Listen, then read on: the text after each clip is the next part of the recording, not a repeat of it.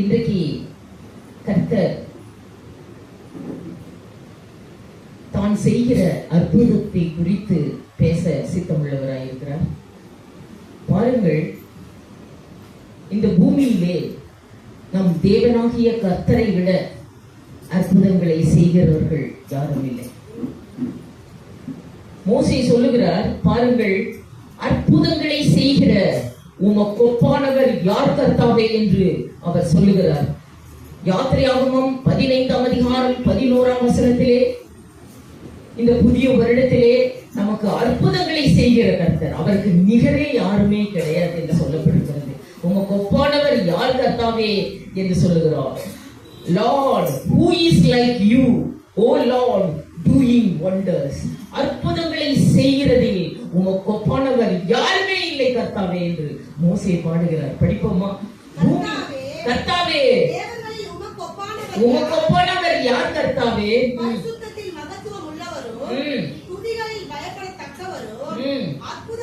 அற்புதங்களை செய்வதில் உமக்கு ஒப்பானவர் யார் கர்த்தாவே என்று சொல்லுகிறார். யாருமே உம்மாட்ட அற்புதத்தை செய்ய முடியாது. கடலை பிளந்தவர்களை கடக்க பண்ணினாரே. இயேசு கிறிஸ்து சமுத்திரத்தின் மேல் நடந்தார். இஸ்ரவேல் ஜனங்கள் சமுத்திரத்துக்குள்ளேயே நடந்தாங்க. பிரச்சனையை காண்பிக்கிறது சமுத்திரம். இந்த வருஷம் எல்லாருமே பிரச்சனைக்குள்ள நடப்போமா? ஒரு சேதமும் இருக்காது.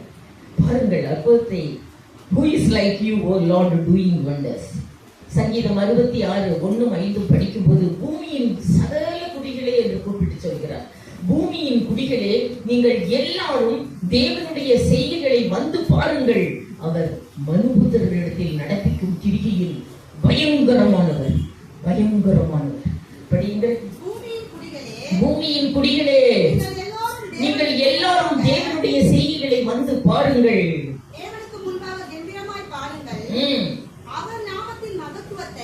அஞ்சாம் வசனம், தேவனுடைய செய்திகளை வந்து பாருங்கள். அவர் மனுபுத்திரரிடத்தில் நடப்பிக்கும் கிரிகையில் பயங்கரமானவர், பயங்கரமானவர். Come and see the works of the Lord. He is awesome in his doing towards the Son of Man என்று எழுதப்பட்டிருக்கிறது. பூமியின் குடிகளை நீங்கள் எல்லாரும் வந்து பாருங்கள். அவர் மனுபுத்திரரிடத்தில் நடப்பிக்கும் கிரிகையில் பயங்கரமானவர், பயங்கரமானவர் என்று சொல்லப்பட்டிருக்கிறது.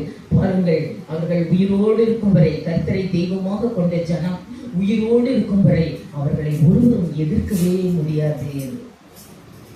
ஏன் அந்த ஜனத்தை எதிர்க்க முடியவில்லை? காரணம் என்ன? சங்கீதம் 33:12 கர்த்தரை தெய்வமாக வழிபடுகிற ஜனத்துக்கு பாருங்கள், நிகரே இல்லாத ஜனம், அது பெரிய பாக்கியம் உள்ள ஜனம் என்று சொல்லப்பட்டிருக்கிறது.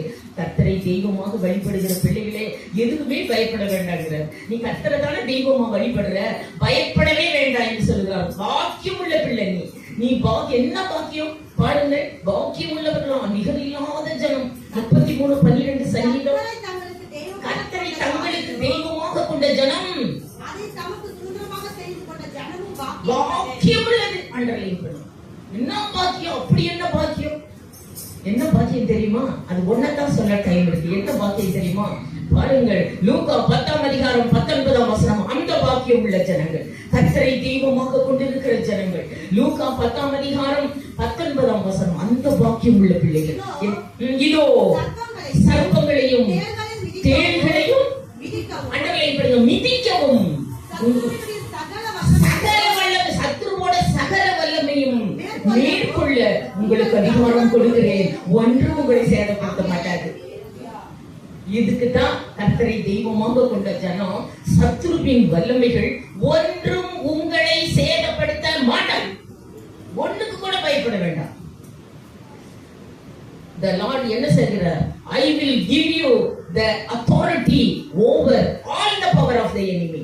ஒரு வல்லமை கூட உன்னை சேதப்படுத்தாது என்று சொல்கிறார். சத்ருவின் சகல வல்லமையும் மேற்கொள்ள உங்களுக்கு அதிகாரம் கொடுக்கிறேன். ஒன்றும் உங்களை சேதப்படுத்த மாட்டாது. நீ என்ன தெய்வமா தானே வழிபடுற, ஒரு வல்லமை, சத்ருவின் வல்லமை ஒண்ணு கூட சேதப்படுத்தாது என்று சொல்லுகிறார். I will give you the authority over all the power of the enemy என்று சொல்லுகிறார்.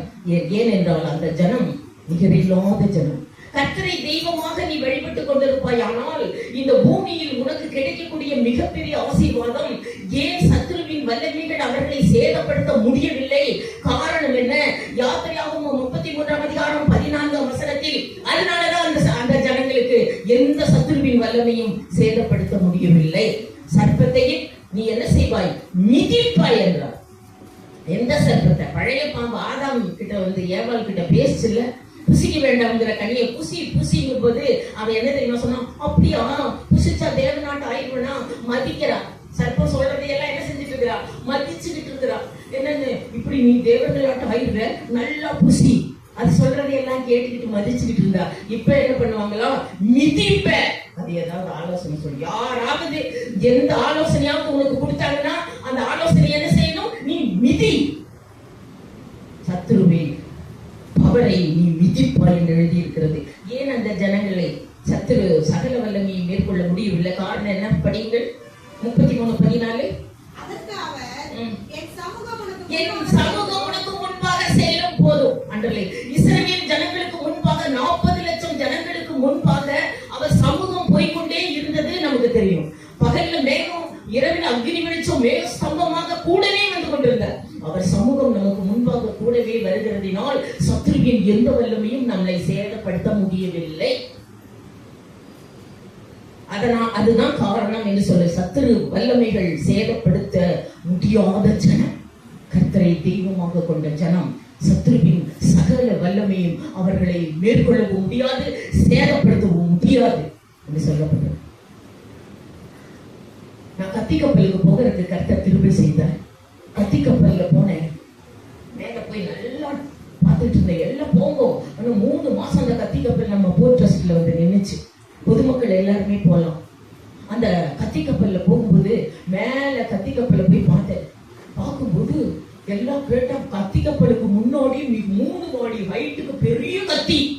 அப்படியே ஸ்விட்ச் போட்டாங்கன்னா அப்படியே சுழலுது, பயங்கரமா சுழலுது.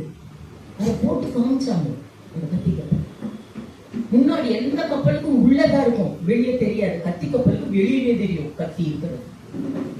எல்லா கப்பலுக்கும் கத்தி இருக்குது, ஆனா உள்ள மறைஞ்சிருக்கும். கீழே வரக்கூடிய அந்த விலங்குகள் வரும்போது, யானை வந்தாலும் சரி, தண்ணி யானை வந்தாலும் சரி, எந்த ஒரு திமிங்கலம் வரும், அதை வெட்டுறதுக்கு தான். திமிங்கலம் நல்லா இருக்கும், ட்ரைன்ஸோடு இருக்கும். திமிங்கலம் எல்லாம் சாதாரண இல்லை, அவ்வளவு பெருசா அப்படியே வெட்டிடும். சுவிட்ச் போட்டு கவுன்ச்சா சட்ட இப்படி சுத்துது. 3 மாடி ஹைட் இருக்குது அந்த கத்தி. பழப்பழ 4 பக்கமும் தீட்டப்பட்ட கத்தி போட்டா வெட்டி. முதல்ல வந்தாலும் சரி, திமிங்கலம் வந்தாலும் சரி, எது வந்தாலும் வெட்டிட்டு போயிட்டே இருக்கும் அந்த கத்தி கப்பல். நீ இருக்கிறது எங்க தெரியுமா? கத்தி கப்பல் இருக்கிற இயேசு கிறிஸ்துவை தெய்வமாக வழிபடுறியா? கத்தி கப்பல் எல்லா பிரச்சனையையும் அப்படியே வெட்டிட்டு போயிட்டே இருக்கும். எப்பேற்பட்ட பிரச்சனையும் துண்டு துண்டா. அதுதான் சத்துருக்கள் சேதப்படுத்த முடியல. எவ்வளவு வல்லமை சத்துருவின் வல்லமைகள் அத்தனையும் வெட்டிட்டு போயிட்டே இருக்கும். நீ இருக்கிறது கத்தி கப்பல். கர்த்தரை தெய்வமாக வழிபடுகிறவர் சத்துருவின் வல்லமைகள் அத்தனையும் அறுத்து கொண்டே போகும். எத்தனை பிரச்சனையை தாண்டி வந்திருக்காரு. எத்தனை தடவை ஐசியூ வார்டுல இருந்து வெளியே வந்த, எத்தனை கொரோனாவில் எப்படி வந்திருக்கிறோம். கொஞ்சம் பின்னாடி திரும்பி பார்க்க முடியல. எத்தனை வல்லமைகள் நம்மளை சேதப்படுத்தவே முடியல, அறுத்துக்கிட்டே போயிட்டோம். எல்லா பிரச்சனைகளையும் அறுத்து கொண்டே போகிற ஒரு ஜனம் என்று சொல்லப்படுகிறது. ஏனென்றால் இந்த வானத்தை கர்த்தர் தான் அரசாட்சி செய்து கொண்டிருக்கிறார். இந்த பூமியையும் அவர் தான் இப்பொழுது அரசாட்சி செய்து கொண்டிருக்கிறார் என்று 97ஆம் சங்கீதம் 1ஆம் வசனம். கர்த்தர் தான் ராஜரிகம் பண்ணி கொண்டிருக்கிறார். யாராரோ அரசாட்சி செய்யலாம், ஆனா ஒண்ணு மட்டும் ஞாபகம் வைத்துக் கொள்ள வேண்டும், வானத்தையும் கர்த்தர் தான் அரசாட்சி செய்து கொண்டிருக்கிறார். தன்னுடைய சிங்காசனத்தை வைத்து பூமியில் அவர் பாதத்தை வைத்து அவர் இப்பொழுது அரசாட்சி செய்து கொண்டிருக்கிறார். எப்படியோ அவருடைய ராஜரிகம் சர்வத்தையும் ஆண்டு கொண்டிருக்கிறது. இப்பொழுது படியுங்கள். கர்த்தர் ராஜரிகம் பண்ணி கொண்டிருக்கிறார். பூமி பூரிப்பாகி மகிழ கடவுது என்று சொல்லப்படும். நீங்க பயப்பட வேண்டாம். வானத்தையும் 103ஆம் சங்கீதம் 19 வானத்தையும் கர்த்தர் தான் சிங்காசனத்தை வைத்து அரசாட்சி செய்து கொண்டிருக்கிறார். பூமியில் தன் பாதத்தை வைத்து இப்பொழுது அவர் அரசாட்சி செய்து கொண்டிருக்கிறார். ஆதலால் பூமி பூரிப்பாகி மகிழ கடவுது என்று சொல்லப்பட்டிருக்கிறது. ஆதலால் கர்த்தர் இந்த பூமியை ராஜரிகம் பண்ணி கொண்டிருக்கிறபடியினால் பூச்சக்கரம் அசையாதபடி உறுதிப்பட்டிருக்கும். 93:1 பூமி அசையவே ஏனென்றால் அவர் ராஜரீகம் பண்ணி கொண்டிருக்கிறார். அதனால் பூமி அசையாது என்று சொல்ல அப்படி கட்டாவி இருக்கிறார். அஸ்திபாரத்தை ஸ்ட்ராங்கா போட்டிருக்கிறார். இமயமலை போனா எங்கேயாவது போயிடுச்சா? கடலுக்கு போய் பார்த்தா மங்களவரில் எங்காவது ஓடிச்சா? அது இல்ல, அதே மாதிரிதான் இருக்குது. அங்கேயே தான் இருக்குது. ஏதாவது நகர்ந்து இருக்குதா தமிழ்நாடு? அதே இடத்துலதான் அதான் அப்படி இப்படி இருக்கும். ஏன் தெரியுமா? அவர் கட்டாவி இருக்கிறார் என்று சொல்லப்படுகிறது. அஸ்திபாரம் ஸ்ட்ராங்கா இருக்குது. அவர் பூமியை ராஜரீகம், யார் யார ராஜரீகம் பண்ணினாலும் அது ஸ்ட்ராங்கா இருக்கும். படியுங்கள். கர்த்தர் ராஜரீகம் பண்ணுகிறார். 125:1 சங்கீதம் 125:1 கர்த்தர் ராஜரீகம் பண்ணுகிறார்.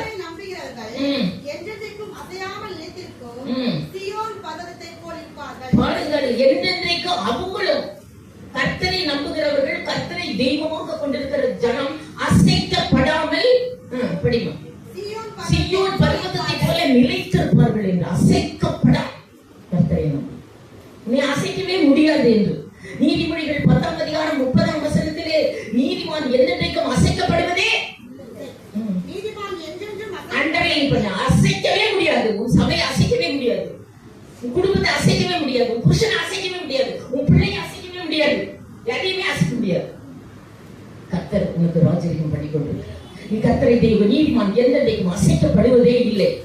உன் ஊழியத்தை அசைக்க ஒருவரால் முடியாது. பெருசா போயிட்டே இருக்கும். எப்படி இருந்தாலும் சரி, எப்படி இருந்துச்சு இந்த இடம்? 25 வருஷத்துக்கு முன்னாடி வந்து பேசுவேன். எப்படி இருந்துச்சு? பாம்பே தொங்குச்சு, அசைக்க முடியாது. நீ எப்படி மாறுது பாருங்க. மாற்றத்தை பார்த்துக்கிட்டே தான் இருக்கிறேன், பார்த்துக்கிட்டே தான் இருக்கு. அசைக்க முடியாது. எத்தனை பேர் அசைக்கலான்னு பார்த்தாங்க, எனக்கு தெரியும். அசைக்க முடியல. இன்னும் எத்த சொல்ற யானை கவுனியிலேயே பெருசா மாற போறது. அசைக்கப்படாம நீதிமான் என்றென்றைக்கும் உன் ஊழியத்தையோ சபையை பயந்துக்காத.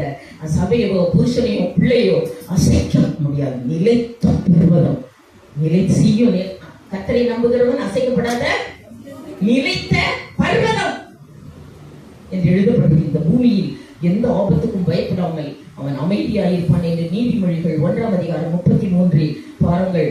தேவன் அவருக்கு ஆபத்து காலத்தில் அனுகூலமான துணையானவர். ஆதலால் அவன் பயப்படாமல் பூமியில சுத்திட்டு தெரியும். 1:33 எந்த ஆபத்து வந்தாலும் பயப்படவே மாட்டான். எந்த ஆபத்து வரட்டுமே, நான் ஐசி வார்டுக்குள்ள உள்ள போவேன், அந்த வழியில வெளியே வந்துடுவேன். எந்த ஆபத்துக்கும் பயப்பட மாட்டேன். இத்தனை முறை உங்களாட்ட தான் நானும் ஐசி வார்டுக்குள்ள போவேன், இந்த வழியில வருவேன், அந்த வழியில போய் வெளியே வந்துடுவேன். ஒண்ணுமே இல்லை. எந்த ஆபத்துக்கும் பயப்படாமல் எப்படி இருப்பான்? படிங்க. எனக்கு செவி கொடுக்கிறவன் எவனோ அவன் விக்கிரமின்றி இந்த உலகத்தில் வாசம் பண்ணி எந்த ஆபத்துக்கும் பயப்படாமல் அமைதியா இருப்பான். அதைத்தான் சொல்ல வர. எப்படி எல்லாம் நம்ம முற்பிதாக்கள் ஆபத்தில் அமைதியாக இருந்தார்கள் அப்படிங்கறத மாத்த. ஆபத்தில் அமைதி, இதுதான் ஹெட்டிங். இன்றைக்கு கர்த்தர் நமக்கு கொடுக்கிற டாபிக் என்ன தெரியுமா? ஆபத்தில் அமைதி. எந்த ஆபத்திலும் அவன் எப்படி இருப்பான்? அமைதியா இருப்பான். வாழ் வாழ்ந்து கத்த மாட்டான். யாருமே கத்தல பைபிள் அப்படி.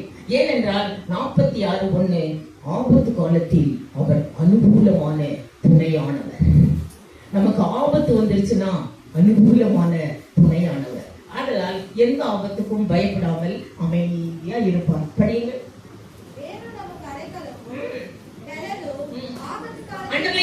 ஆபத்து காலத்தில் அனுகூலமான துணை. அதனால் எந்த ஆபத்துக்கும் பயப்படாமல் அவன் அமைதியா இருப்பான் என்று சொல்லுகிறார். யோபு 5:22 இன்னும் கொஞ்சம் ஸ்ட்ராங்காவே சொல்றாரு. யோபு சொல்றது பாருங்க. 5:22 பாழாக்குதல் வருது, பாழாக்குதலையும் பஞ்சத்தையும் பார்த்து நகைப்பீர் சிரிப்பீங்களாமா. பாழாக்குதலையும் பஞ்சத்தையும் பார்த்து என்ன செய்வான்? கொரோனா வந்துச்சுன்னா ஆகாகான்னு சிரிப்பியா? சிரிப்பேன் இருக்குது. எனக்கு என்ன தெரியும், நானா எழுதி வச்சிருக்கேன். யோபு சொல்றார், பாழாக்குதல் வந்துருச்சு, சுனாமி வந்துருச்சுன்னா ஆகாகான்னு சிரிப்பாங்களோ. சிரிப்பீர், நகைப்பீர்னா என்ன? சிரிப்பீங்கோ. பாழாக்குதல் பஞ்சத்தை பார்த்து நகைப்பீர். நகைச்சாரா இல்லையா?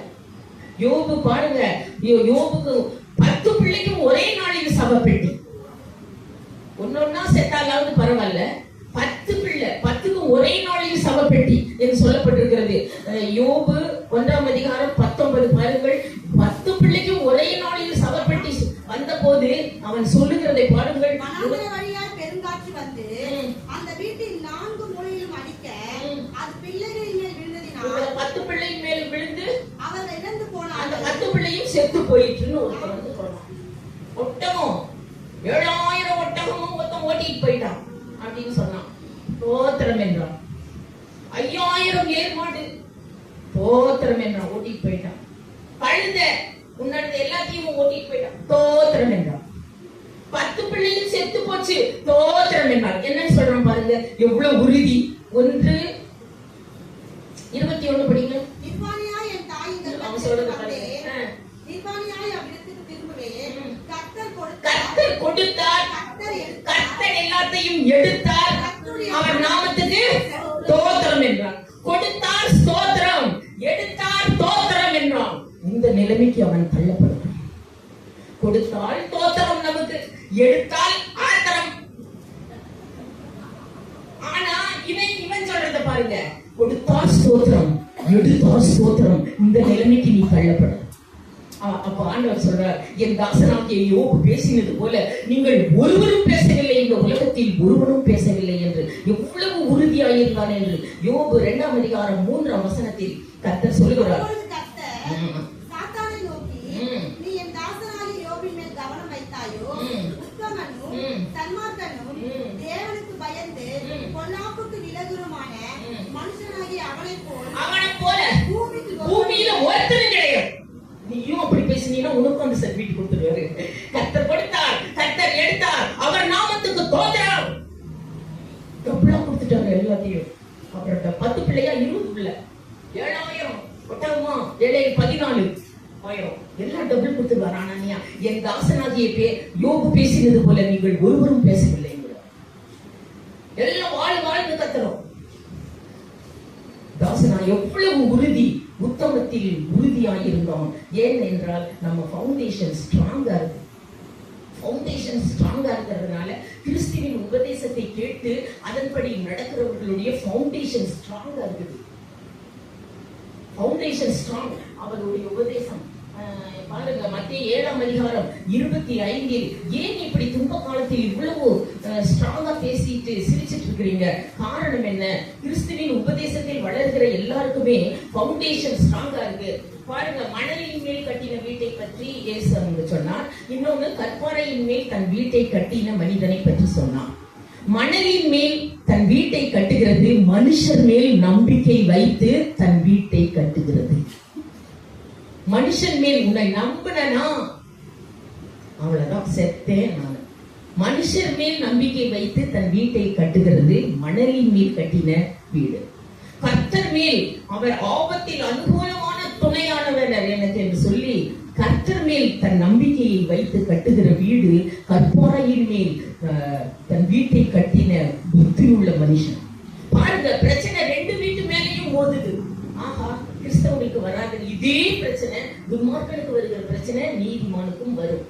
இந்த மணலின் மேல் கட்டின வீட்டையும் சோதனை தாக்குது, அந்த கற்பாறையின் மேல் கட்டின வீட்டையும் தாக்குது. பாருங்கள், மத்திய 7ஆம் அதிகாரம் 25 கிறிஸ்துவின் உபதேசத்தில் நிலைத்திருக்கிற வீட்டின் மேலும் பயங்கர பிரச்சனை தாக்குது, பயங்கர பிரச்சனை தாக்குது. படிங்க பாருங்க, பெருமழை சொரிந்து பெருவெள்ளம் வந்து காற்று அடித்து அந்த வீட்டிலே மோதாதுன்னு இருக்குதா? மோதியும் அது விழவில்லை. மோதுது. எப்ப பார்த்தா சிஸ்டர், நான் ஆஸ்பத்திரிக்கு தான் போயிட்டு வரேன், ஐயோ என் வீடு தான் ஆடுது, நான் கிறிஸ்டியனுக்கு வந்தோடனே ஒரு பிரச்சனை போனா இன்னொன்னு, புருஷன் ஓடிட்டான், பிள்ளை ஓடிட்டான், குடிக்கிறான், பிரச்சனை மோதுது. மோதினாலும் அது விழவில்லை. சின்ன சண்டே கிளாஸ்ல எனக்கு அதை கற்றுக் கொடுத்திருந்தாங்க. எப்பேற்பட்ட பிரச்சனை வந்து அதன் மேல் மோதினாலும் அது விழாது என்று சொல்லி அந்த பாட்டை அழகாக சிறு வயதிலே கற்றுக் கொடுத்தார்.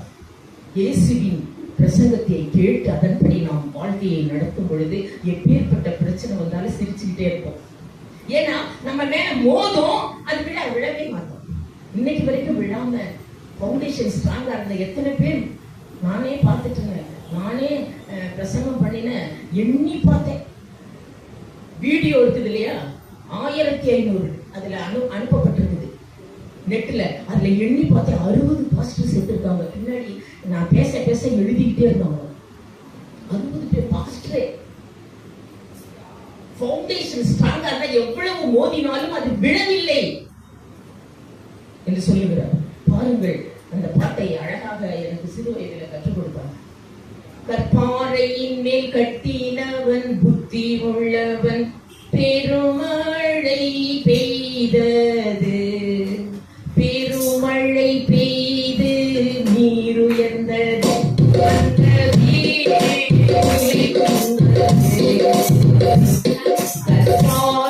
மேல் கட்டினவன் புத்தி உள்ளவன், பெருமழை பெய்தது,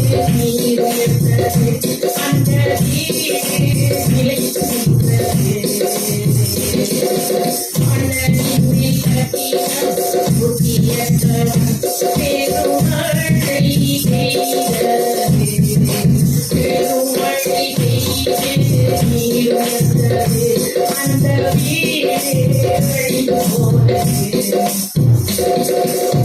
சின்ன உதாரணம் சொல்றேன். நான் எப்போதுமே ஜெனிசஸ் ஸ்கூல்ல படிச்சேன். 40 பேர் பசங்க, ஒரே ஒரு பிள்ளை தான். ஒரு கிளாஸுக்கு ஒரு பிள்ளை தான் இருப்பாங்க. 40 கிளாஸுக்கு 40 பிள்ளை தான் இருக்கு. ஒரு பிள்ளை, ஒரு கிளாஸ்ல ஒரு பிள்ளை.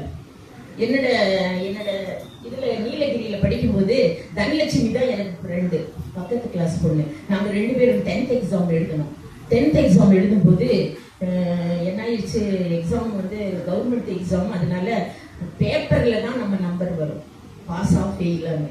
அப்போ எங்க அப்பா எனக்கு ஒரு ஸ்கிப்பிங் வாங்கி கொடுத்தாரு. ஸ்கிப்பிங்னா தெரியும், எல்லாரும் விளையாடுறது. பயங்கரமா விளையாண்டுட்டு கிடப்பேன். அப்போ 10th எக்ஸாமுக்கு போயிருக்கிறேன். மேக்ஸ் வரவே இல்லை.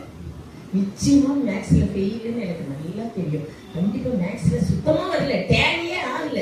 அது எத்தனை மார்க் வருமோ, 20ஓ 15ஓ தெரியாது. நல்லா இருந்துச்சு, அழகா வந்துட்டு எழுதிட்டு வந்துட்டேன் எக்ஸாம். தனலட்சுமியே எழுதிட்டு வந்துட்டா. நாங்க 2 பேர் தான் பிள்ளை, இந்த ஸ்கூல்லயே வச்சு 2 பேர் ஃப்ரெண்டா இருப்போம். கடைசியில என்னாச்சு, எக்ஸாம் ரிசல்ட் வந்துருச்சு பேப்பர்ல, தினத்தந்தியில. எங்க அப்பா ஓடுறாரு, குன்னூர் நீலகிரியில ஓடி போய் காலையில போய் தினத்தந்தியில நம்ம பாப்பா பேர் வந்திருக்குதா, நம்பர் வந்திருக்குதான்னு பார்த்தாரு. வரல. நான் அதுக்கு முன்னாடியே தினத்தந்தி வாங்கி பார்த்தேன், என் பேர் இல்லை. என்னோட பேர் கிடையாது, அதுக்கு முன்னாடி 2 பேருக்கு கிடையாது. அப்புறம் 4வது ஆள் தான் பாஸ் ஆகிருக்குது. தனலட்சுமி பேர் பார்த்தேன், அவளும் வரல. நானும் ஃபெயிலு, அவளும் ஃபெயிலு. நான் எனக்கு தெரியும், மறுபடியும் ஸ்கிப்பிங் எடுத்துக்கிட்டே விளையாண்டுக்கிட்டே இருந்தேன். அப்புறம் எங்க அப்பா ஓடிட்டாரு. ஓடினா குன்னூர்ல போய் பார்த்து பேப்பர்ல பார்த்தா என் பேர் இல்லை, தனலட்சுமி பேரும் இல்லை. அவளை என்ன பண்ணற பாருன்னு சொல்லிட்டு வந்துட்டு இருக்கிறார் கோவத்துல. வரும்போது இந்த தனலட்சுமி துன்பத்தை தாங்க முடியாம ஃபெயில் ஆயிட்டா. துன்பத்தை தாங்க முடியாம நீலகிரி எக்ஸ்பிரஸ்ல தலையை வச்சுட்டான். இது எங்க அப்பாவுக்கு நியூஸ் வந்துருச்சு. அவ நீலகிரி எக்ஸ்பிரஸ்ல தலையை வச்சு செத்துட்டா. ஐயோ, நம்ம பாப்பா கிட்ட சொல்லக்கூடாது, பாஸ்ன்னு சொல்லிடலாம். அவர்கிட்ட நேரம் வர்றாரு என்கிட்ட. ஏய், நீ பாஸ் தெரியுமா? தெரியும் அப்படின்னு நான் மறுபடியும் ஸ்கிப்பிங் ஆடிக்கிட்டே இருந்தேன். நீ பாஸுங்கிற. ரைட், பாஸ் அப்படின்ட்டு ரொம்ப சந்தோஷமா ஸ்கிப்பிங் இருந்தாரு. 4 நாள் அந்த ஸ்கிப்பிங்க விடவே இல்லை. காலையில இருந்து நைட் வரைக்கும் ஸ்கிப்பிங் ஆடிக்கிட்டே இருக்க வேண்டியது. 4வது நாள் என்னாச்சு, என்ன ரொம்ப ஆடுற, ஸ்கிப்பிங்க கீழே வைக்கவே மாட்டேங்குது, ரொம்ப ஆடுற, இங்க வாங்க, நீ என்னன்னா நீ ஃபெயில் தெரியுமா? அது எனக்கு அப்பவே தெரியும். மறுபடியும் ஸ்கிப்பிங். இது என்ன இது? அதுதான் எந்த ஆபத்துக்கும் பயப்படாமல் அமைதியா. அவளும் ஃபெயிலு, நானும் ஃபெயிலு. ஆனா அவர் நீலகிரி எக்ஸ்பிரஸ்ல தலை வச்சு அப்படியே செத்துட்டா. ஆனா நான் பபுளுமே படிச்சுட்டு இன்னைக்கு இருந்துட்டு இருக்கிறேன். காரணம் என்ன? எந்த ஆபத்துக்கும் கர்த்தரை தெய்வமாக வெளிப்படுகிற ஜனம் என் பூமியில் எந்த ஆபத்துக்கும் பயப்படாமல் ஆபத்தில் அமைதியான வாழ்க்கையை நடத்துவார். பயப்பட மாட்டார்கள். ஆபத்து காலத்தில் கர்த்தர் அனுகூலமான துணையான். பாருங்கள், நீதிமான் என்றைக்கும் அசைக்கப்படுவது இல்லை என்று சொல்லப்பட்டிருக்கிறது. அந்த வீடு பெருமழை சுரிந்து பெருவெள்ளம் வந்து காற்று அடித்து அந்த வீட்டின் மேல் மோதியும் அது விழவில்லை. எத்தனை மோதிச்சு தெரியுமா? இந்த சர்ச்சுக்கு எவ்வளவு பிரச்சனை மோதுது, விழவில்லை. இன்னும் பெருசாதான் போயிட்டு இருக்குது, இன்னும் அழகாதான் போயிட்டு இருக்குது. இன்னும் அழகான ஃபவுண்டேஷன் ஸ்ட்ராங் இருக்கு, அசைக்கப்படாம. அது ஃபவுண்டேஷன் ஸ்ட்ராங் என்று சொல்லப்பட்டிருக்கிறது. நிலைத்த பர்வதம். ஒரு சிலரை நான் சொல்லி முடிக்கிறேன். பாருங்கள், அசைக்கவே முடியவில்லை அவர்களை. பாருங்கள், பேதுருவுக்கு கர்த்தர் தரிசனமாகிறார். யோவான் 21ஆம் அதிகாரம் 18ஆம் வசனத்திலே பேதுருவுக்கு கர்த்தர் தரிசனமாகிறார். என்னென்று பேதுருவுக்கு கர்த்தர் தரிசனமாகி என்ன சொல்லுகிறார்? படியுங்கள். 21ஆம் அதிகாரம் 18ஆம் வசனம். யோவான் 21ஆம் அதிகாரம் 18ஆம் வசனம். அவர்கிட்ட சொல்றார் நைட்ல. ஆண்டவர் சொல்ற, பேதுரு, நீ இப்போ இளவயதாய் இருக்கிறாய். ஆண்டவரே, நீ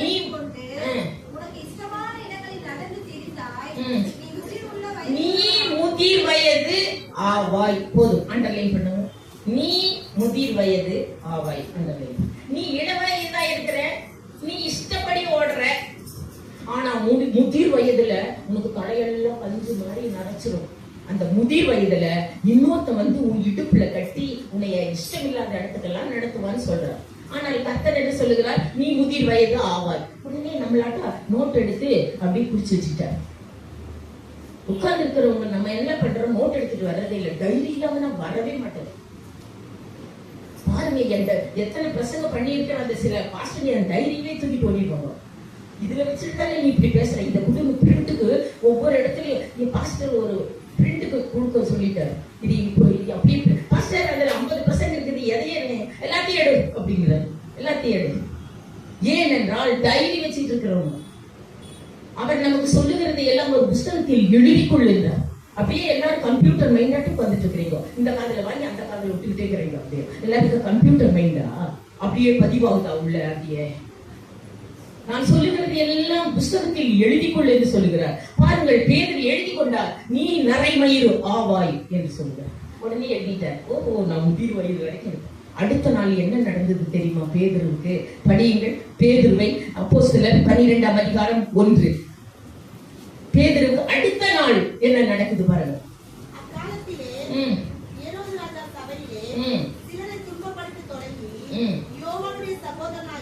யோவானை கொன்று போட்டு கொலை செய்து 3ஆம் வசனம் பேதுருவை பிடிக்க தொடங்கினார்கள். பேதுருவை பிடிச்சாச்சு. 4ஆம் வசனம் பேதுருவை பிடிச்சாச்சு. அவனை பிடித்து பேதுருவை பிடித்து சிறைச்சாலைக்கு கொண்டு போய் 5ஆம் வசனம் 6ஆம் வசனம் 6ஆம் வசனம் 5ல அவனை பிடித்து சிறைச்சாலைக்கு கொண்டு போய் 2 சங்கிலினால கைய கட்டி 2 சங்கிலினால காலை கட்டி அப்படியே சிறைக்குள்ள படுக்க வச்சுட்டாங்க. என்னன்னு சொல்றாங்க? தூக்கு தண்டனை உனக்கு நாளைக்கு 11 மணிக்கு தூக்கு தண்டனை. அப்படியா? சரி, என்னைய யாருடா தூக்குறது? தூக்கு தண்டனை உனக்கு கைய கட்டியாச்சு, காலை கட்டியாச்சு, எல்லாம் அடி நடிச்சு உள்ள போட்டாச்சு. சிறைச்சாலைக்குள்ள பதவியை சாத்தி கூட்டிட்டு 2 காவலர்களுக்கு நடுவிலே இவன் என்ன செய்து கொண்டிருந்தான்? நல்லா தூக்கு தண்டனை கைதி தூக்கவே மாட்டாங்களே. இப்ப போய் பாருங்க, அப்படி பேப்பர்ல வருது, தூக்கு தண்டனை கைதி நாளைக்கு உனக்கு தூக்குன்னு சொன்னா முழுவதும் தூங்கவே மாட்டாங்களாம். ஐயோ, நம்மளை தூக்கிடுவாங்களான்னு. ஆனா இந்த தூக்கு தண்டனை கைதி என்ன பண்ணிட்டு இருக்கிறார்? நைட்ல நாளைக்கு 11 மணிக்கு உனக்கு தூக்கு தண்டனைன்னு சொன்னா, இன்னைக்கு நைட்டு அவர் 2 காவலர்களுக்கு நடுவே என்ன செய்து கொண்டிருக்கிறார்? 6ஆம் வசனம் 12:6.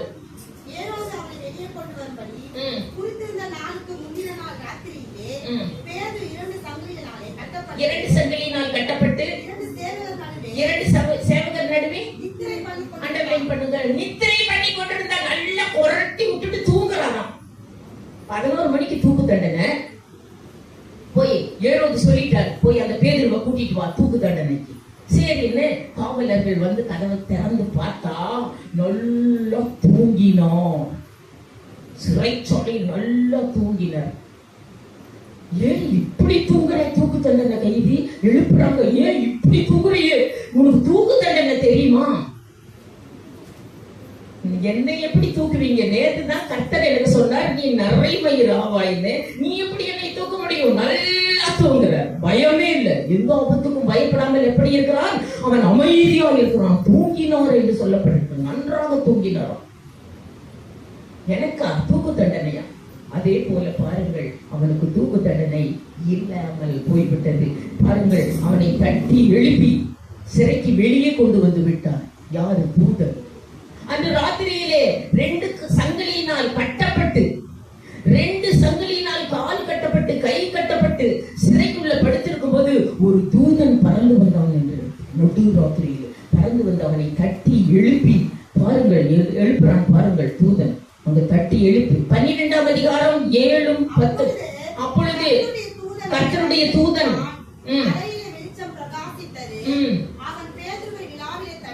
நல்லா தூங்கிட்டு இருக்கிறார் பேதுரு. அவரை கூட தட்டி எழுப்ப வேண்டியதா இருக்குது தூதன். அந்த அளவுக்கு தூக்கம். நல்லா தட்டி எழுப்பி சீக்கிரமா எழுந்துரு, நம்ம வெளியே போகணுங்கிற அப்படின்னு இப்படி எந்திரிக்கிறாரு. கையில் இருக்கிற சங்கிலி எல்லாம் கலந்து விழுந்துருச்சு. அவர் நேரா வெளியே போய் வீட்டுக்கே போயிட்டார். வெளியே கொண்டு போய் தேவதூதன் விட்டு போய்விட்டார்.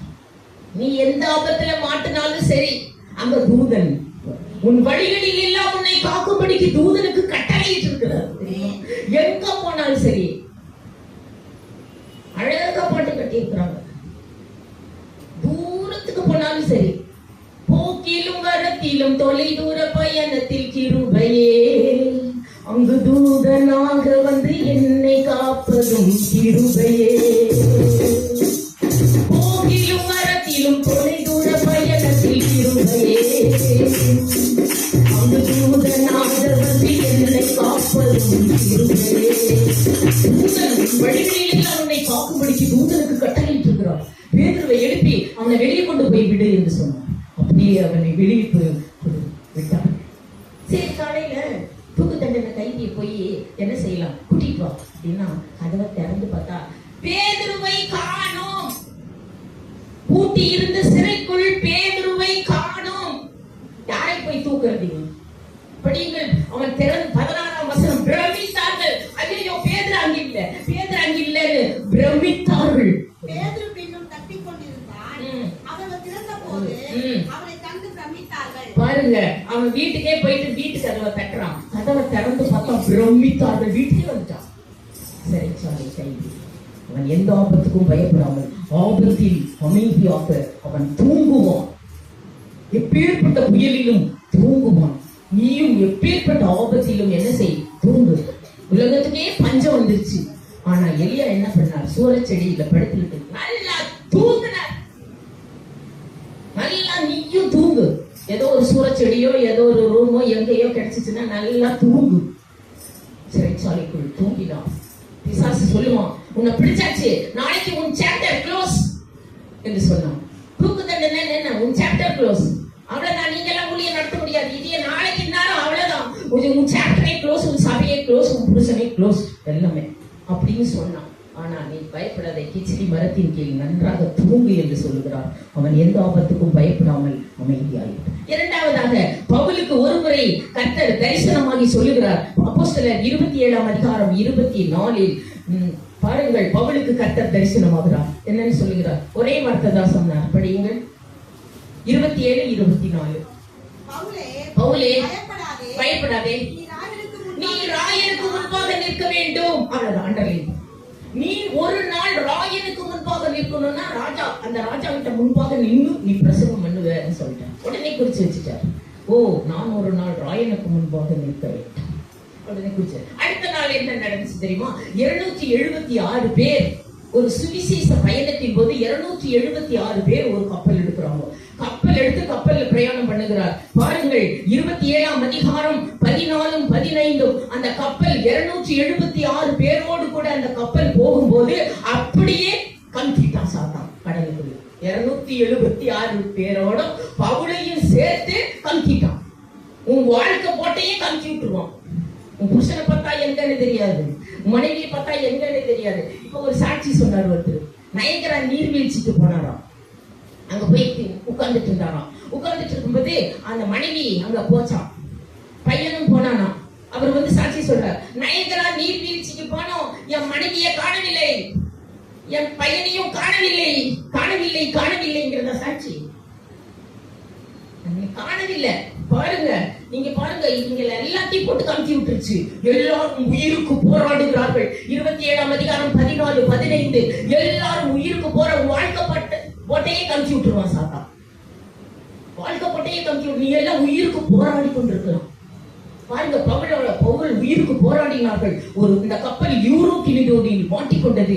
எல்லாரும் உயிருக்கு போராடினார்கள். படிப்போம் 27ஆம் அதிகாரம் 20ஆம் 27 20 படிங்க.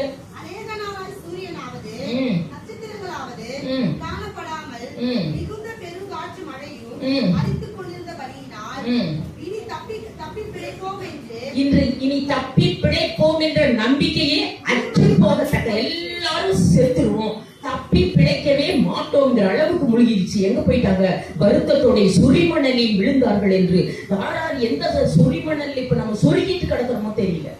அவர்கள் சுரிமணலில் விழுந்தார்கள் என்று அதை படிக்கும் பொழுது 276 பேர் 14 நாளா சாப்பிடவே இல்லை.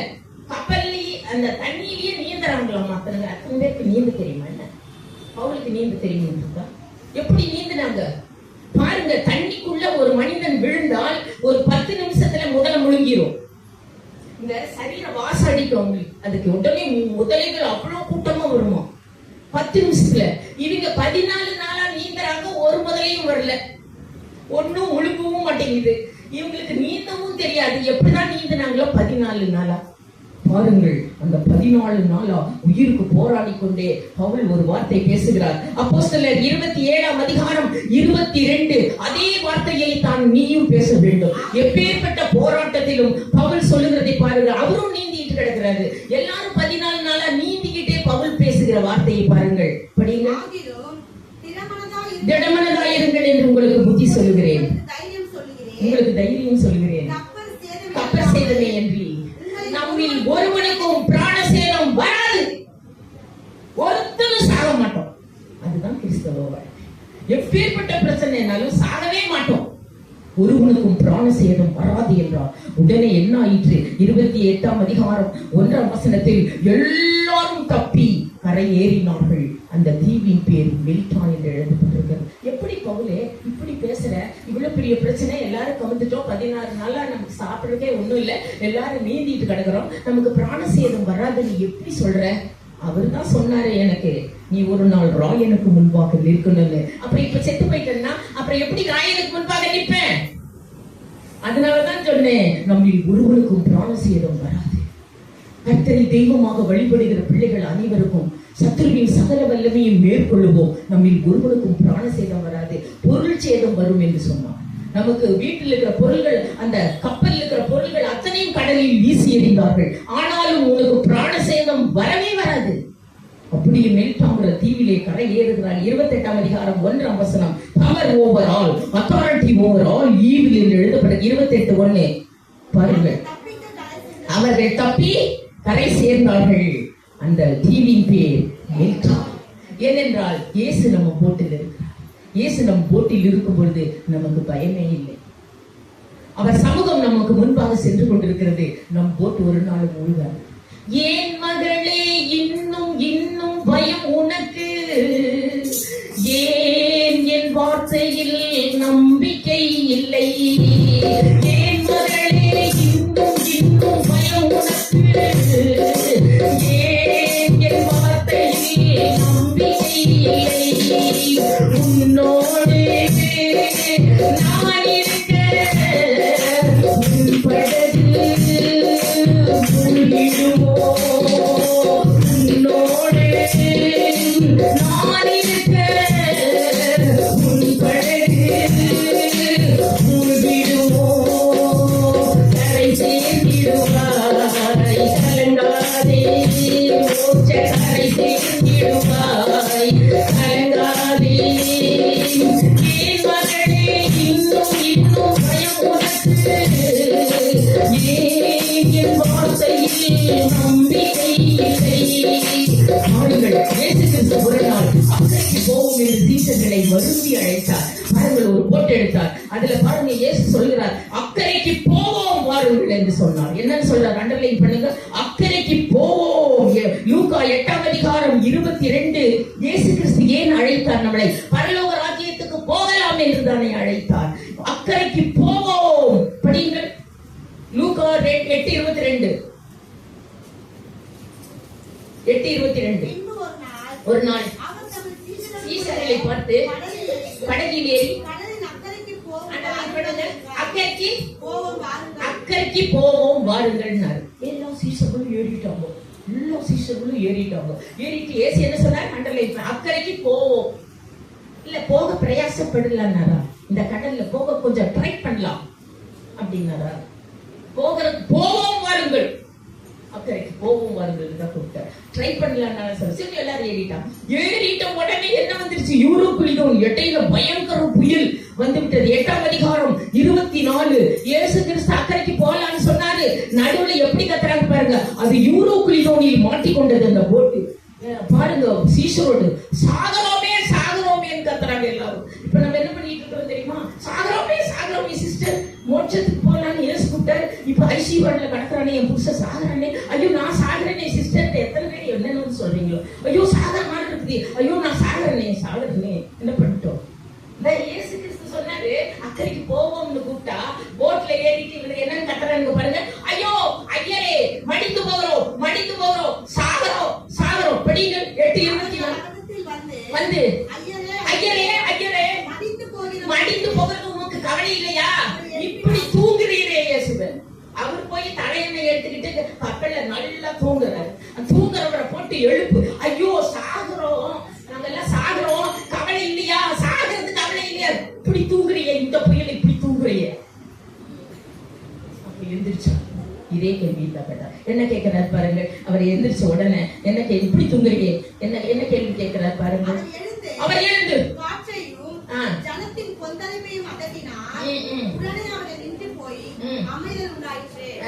இல்ல கேள்வி கேட்கிறார் பாருங்க. அவர் அவர்களை நோக்கி உங்கள் விசுவாசம் எங்கே என்றார். ஃபர்ஸ்ட் கேள்வி பாருங்க. ஏன் பயப்பட்டீர்கள்? ஃபர்ஸ்ட் கேள்வி படிமா. 1 எந்திரிச்ச உடனே ஏன் பயப்பட்டீர்கள்? இரண்டாவது சொல்லுங்க. இரண்டாவது வார்த்தை பாருங்க. ஏன் படிமா. 8:24 மார்க் 4ஆம் அதிகாரம் 40ஆம் வசனம். ரெண்டே கேள்விதான் கேட்கிறார். ரெண்டே கேள்வி. அந்த பிரச்சனையை படிங்க. மார்க் 4. அவர் அவர்களை நோக்கி ஏன் இப்படி பயப்பட்டீர்கள்? 1 ஏன் பயப்படுறேன் ஆண்டவரே? இப்ப சொல்லி இப்படி கொந்தளிக்குது, தண்ணி எல்லாம் உள்ள வந்துருச்சு, இப்படி ஆடுது, ஏன் பயப்பட்டேன்னு கேக்குறீங்க? இப்படி ஆடுனா என் போட்டு பயப்படாம இருக்க முடியுமா?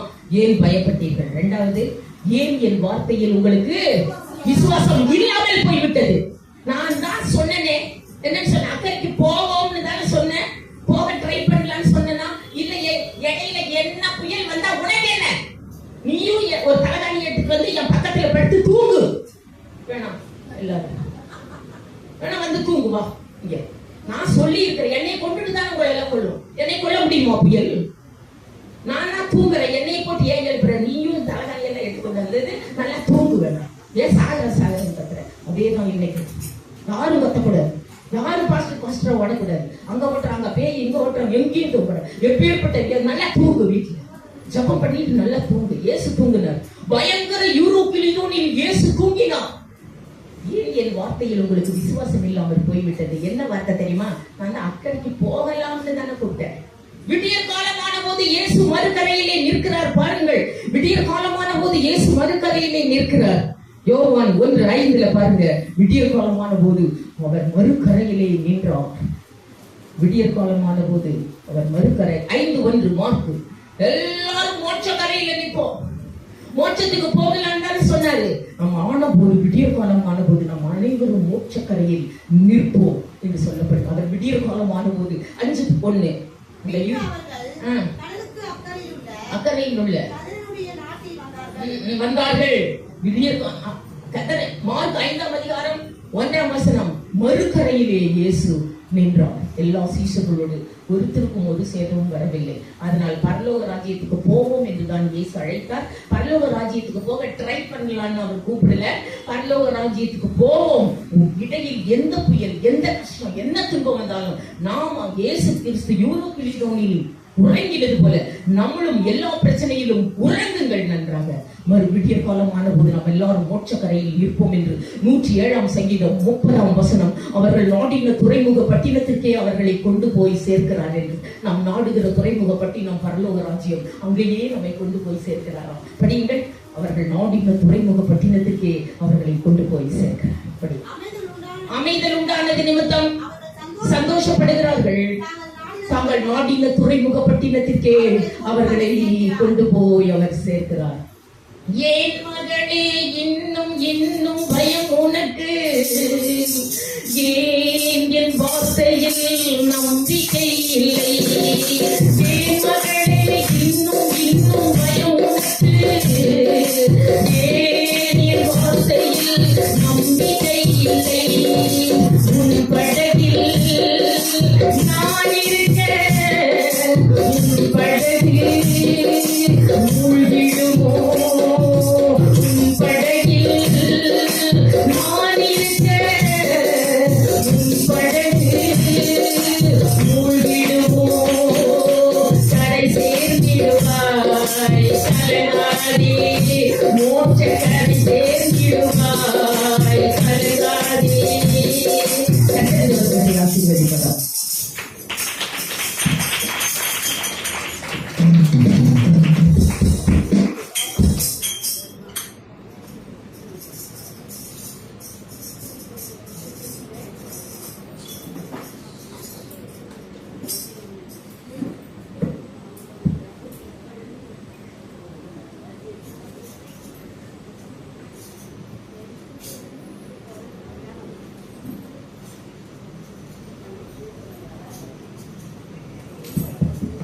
Hallelujah. Sabay na rin po, asin kayo